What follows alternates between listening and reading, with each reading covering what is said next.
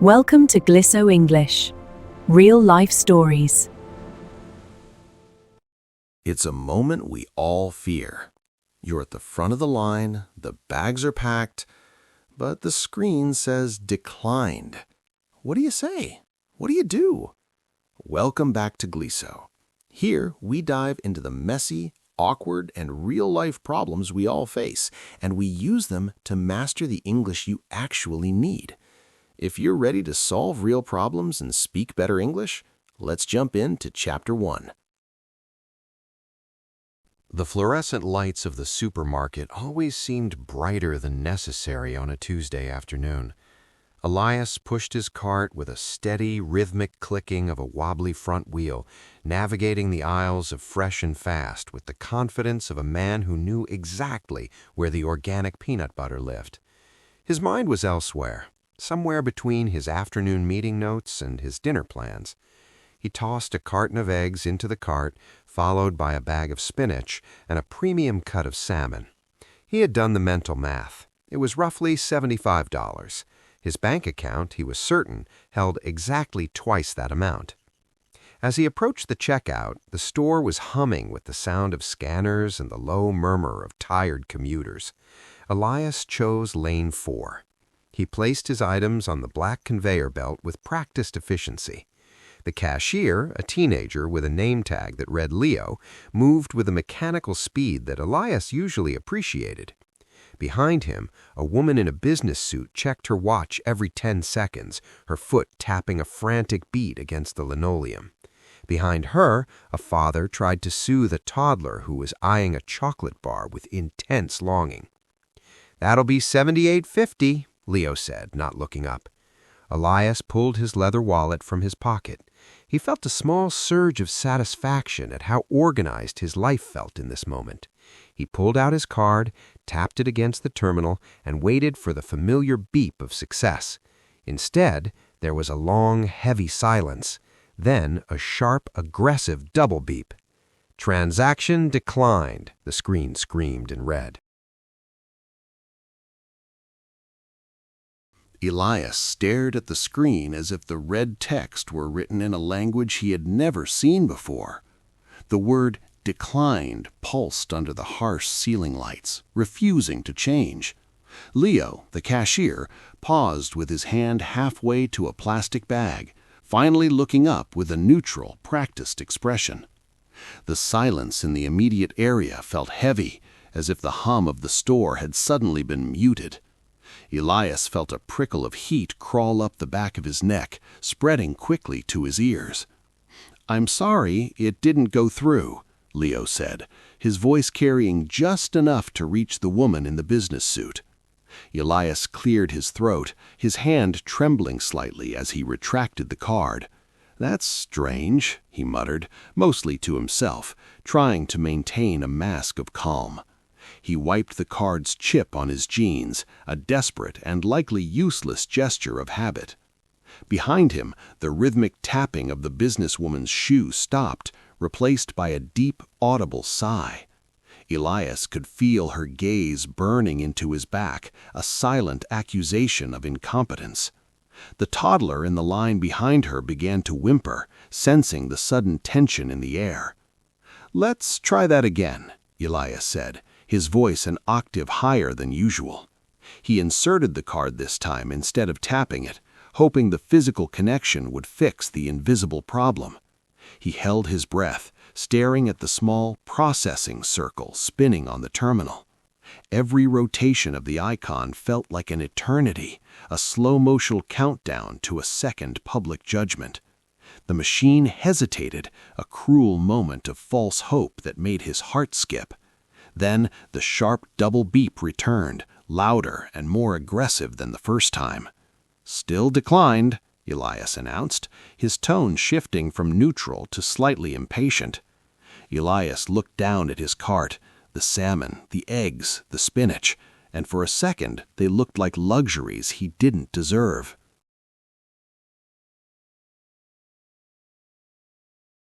Elias pulled his card out of the machine with a sharp tug, his fingers feeling suddenly clumsy. "It must be a glitch in the system," he said, offering a weak, forced smile to Leo. The cashier didn't smile back. He simply waited, his fingers drumming a quiet beat on the edge of the counter. Elias reached into his wallet, searching for a backup, a different card, a stray $20 bill, anything to end this. He found his secondary credit card, the one he kept strictly for emergencies, and slid it into the slot. His pulse was thumping in his fingertips as he punched in his PIN, careful not to let the growing crowd see.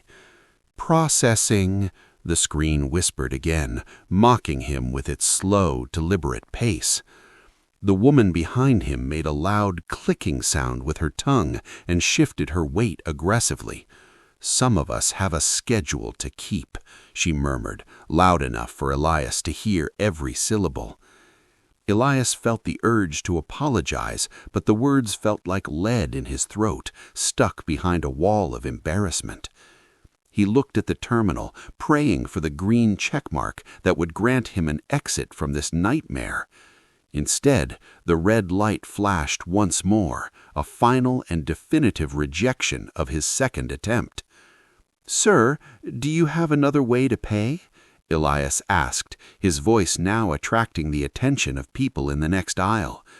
The father with the toddler steered his cart toward another lane, shaking his head in annoyance. Elias felt a wave of nausea. He was no longer a customer. He was an obstacle. He pulled his phone from his pocket, his thumb hovering over his banking app with a sense of dread. He needed to see the numbers. He needed to know where the money had gone. As the app struggled to load on the store's spotty Wi-Fi, he felt the full weight of the line staring at his back. "Just a moment," Elias whispered, his voice cracking under the pressure of 20 silent judges. The technical error phase was over. This was now a full-blown crisis of pride. Elias felt the air in the store grow thin, as if the oxygen was being sucked out by the collective impatience of the crowd.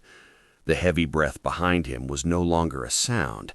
It was a physical pressure against his shoulders. The businesswoman let out a short, sharp laugh of disbelief, the kind that sounds like a slap. "Is this going to take much longer?" she asked, her voice cutting through the store's ambient noise like a blade. Elias didn't turn around. He couldn't bring himself to look at the frustration he was causing. His fingers felt numb as they scrolled through his phone, the bright screen reflecting the sweat on his forehead. "I'm so sorry," he managed to say, the apology feeling small and inadequate against the rising tension. Leo, the cashier, leaned over the counter slightly, his shadow falling across the conveyor belt of groceries. "Sir, the line is getting pretty long," Leo said, gesturing with his chin toward the growing queue. Elias glanced back for a split second and saw 4, 5, then 6 people, all staring at his stalled transaction. A man in a gym shirt crossed his arms, his face a mask of irritation as he stared at the ceiling. The internal battle in Elias's head was a chaotic roar of shame and confusion.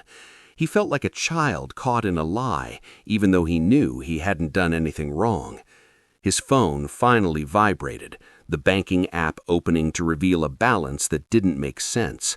A large pending charge from an automated subscription had cleared just an hour ago, wiping out his buffer. The realization hit him like a physical blow. He was officially trapped in a social nightmare. I just need to check something," Elias stammered, his thumb shaking as he tried to refresh the page. "We don't have all day for you to figure out your finances," the woman snapped, her voice rising in volume. Every head in the nearby aisles turned to look at the man who was holding up the Tuesday rush. Elias realized then that his pride was a luxury he could no longer afford in Lane 4.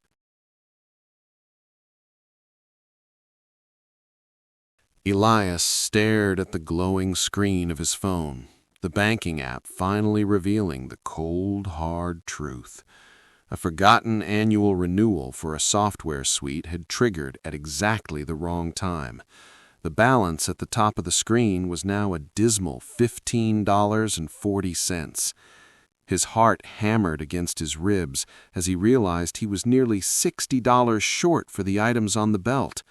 The phone's battery icon turned red, dropping to a final 3%, as if to join in the conspiracy against him. "Sir, do you want me to void the transaction?" Leo asked, his hand hovering over the cancel button. Elias looked at the salmon, the center of the meal he had been looking forward to all day. He looked at the organic peanut butter and the expensive olive oil, things that suddenly felt like symbols of a life he couldn't afford today. The businesswoman behind him groaned, a long, dramatic sound that made Elias's face burn with fresh heat. "I have a conference call in 20 minutes, she announced to the entire store, her eyes fixed on Elias's back. Elias took a deep breath, trying to steady the shaking in his hands. He knew he had to act, to stop the bleeding of his dignity before the entire line turned into a mob. "No, don't cancel it yet," Elias said, his voice finally regaining a sliver of its usual strength. He realized he was at a crossroads. He could run away and leave the cart, or he could face the math. The digital search was over. The culprit was a simple automated mistake, but the consequence was very public. I need to remove some items," he said, the words feeling heavy and sour in his mouth. Leo didn't look surprised. He simply sighed and prepared to reverse the scanning process. Elias reached for the salmon first, sliding it across the counter with a sense of profound defeat. The modern Lifeline of his banking app had given him the answer, but it hadn't given him a way out. He stood there, exposed and humbled, ready to perform the surgical removal of his own pride.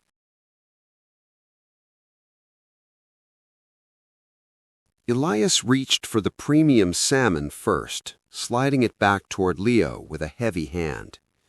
"We'll start with this," he said, his voice low but steady. The cashier swiped a card to authorize the removal, and the total on the screen dropped significantly. Next went the organic peanut butter, then the expensive olive oil, and finally the bag of imported coffee. Elias felt every eye in the line watching the reverse parade of items. The businesswoman behind him checked her watch again, but the aggressive tapping of her foot finally stopped. "Is that enough?" Liam asked, his eyes flicking between the new total and Elias's embarrassed face. Elias did a quick mental calculation, subtracting the items from his remaining $15. "The spinach, too," Elias added, pushing the greens across the counter. He kept the eggs and the loaf of bread, the absolute essentials for a man who needed to survive until payday. The total now sat at $12.80, finally falling within the limits of his depleted account. "That should work now," Elias whispered, feeling a strange mixture of relief and exhaustion. Practicality had taken over, forcing him to choose between his ego and his next meal. He reached for the terminal one last time, his movements slow and deliberate. The cashier looked at the small pile of rejected luxuries sitting on the side of the counter. "It's okay," Leo said quietly, a rare moment of empathy breaking through his professional shell. "It happens more often than you think." Elias nodded, appreciative of the small kindness in a moment of such high visibility. He tapped his card, and this time the machine emitted a single, beautiful, high-pitched beep. The transaction was complete, but the weight in his chest didn't disappear quite as easily.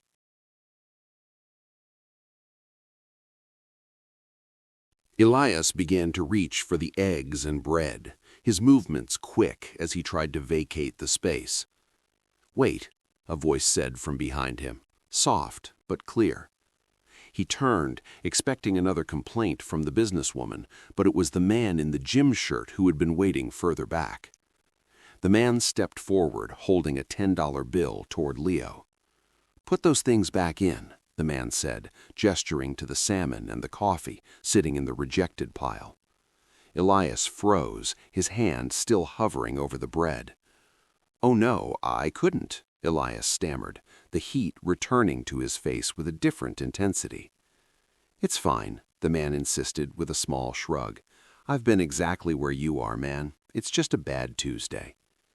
The businesswoman, who had been so vocal moments ago, looked down at her shoes, her posture softening. The unexpected kindness felt like a physical weight, heavier in some ways than the earlier judgment. Elias looked at the $10 bill and then at the stranger's face, searching for any sign of pity. He found only a simple human understanding that bypassed the awkwardness of the situation. "I'll pay you back," Elias said, his voice thick with an emotion he couldn't quite name. "Don't worry about it. Just pass it on to someone else when you're having a better week." Leo looked at Elias for confirmation, his finger poised over the scanner. Elias took a slow breath, realizing that declining would be an act of pride, while accepting was an act of connection. "Thank you," Elias said, the words feeling more important than any he had spoken all day. The cashier scanned the salmon and the coffee once more, the beeps sounding like a celebration instead of a warning. The stranger's gesture had transformed the checkout lane from a theater of shame into a place of quiet grace. Elias realized that while the machine had rejected his card, the world hadn't rejected him.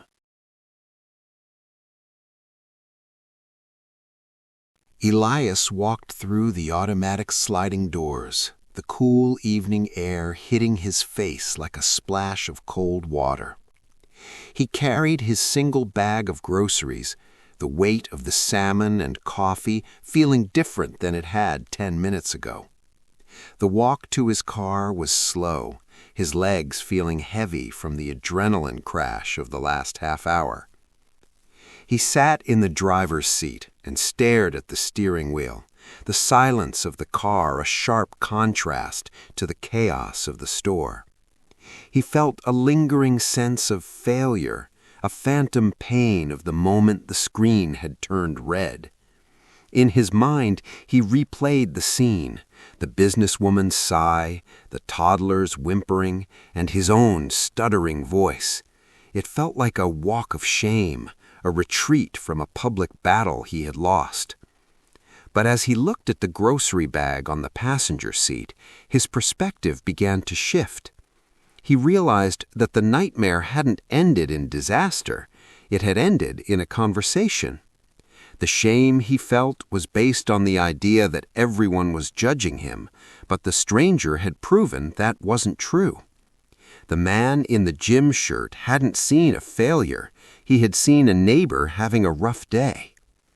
Elias started the engine, the hum of the car grounding him in the present moment.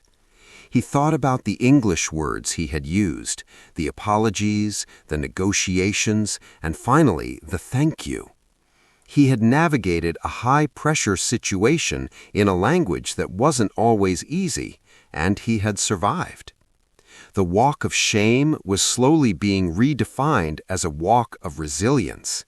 He wasn't a man who couldn't afford groceries. He was a man who had faced a digital glitch and a social gauntlet. He pulled out of the parking lot, glancing at the fresh and fast sign in his rearview mirror. The grocery store rejection was already becoming a story, a memory he could analyze rather than a wound he had to hide. He reached for the bag and touched the cool plastic, a reminder of a stranger's unexpected grace. The walk wasn't about the money he lacked. It was about the strength he found when the screen said no. The interior of his car felt like a tiny, quiet sanctuary as Elias reached for his phone one more time. He plugged it into the car charger, waiting for the screen to flicker back to life with a desperate glow. As soon as it buzzed, he dialed the number on the back of his primary bank card. The real-life problem was no longer a public spectacle, but it still needed a professional solution. "Thank you for calling customer service," a polite, synthetic voice answered. "How can I help you today?" Elias navigated through the automated menus, his voice sounding much calmer now that he was in private. "I'd like to speak with a representative about a declined transaction," he said, using the formal English he had practiced. A woman named Sarah eventually came on the line, her voice professional and calm. "I see the issue here, Mr. Elias. It looks like an automated security freeze." She explained that the large, unexpected subscription renewal had flagged his account for suspicious activity. Because the amount was unusual and happened right before a grocery purchase, our system blocked the card for your protection.